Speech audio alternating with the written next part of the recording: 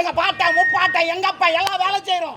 என்ன அட்ஜஸ்ட் பண்ணி நடந்துக்கணும். அட்ஜஸ்ட் பண்ணணும். ஆமா, சரக்கு வாங்கிடணும், சீரட் வாங்கிடணும், காலம் ஐத்துறானோ.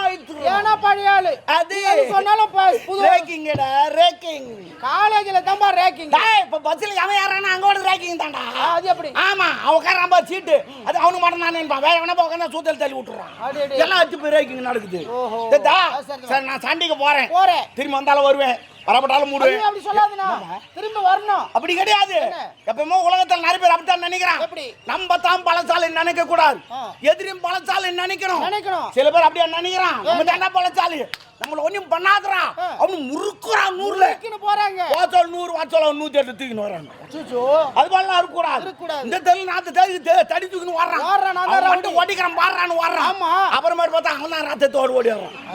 அப்படி நினைக்க கூடாது, எதிரியும் பலசாலி நினைக்கணும். உண்மைதான். அதனால நான் திரும்பி போய் வரலனா என் வீட்டுக்கு பிரிச்சு நான்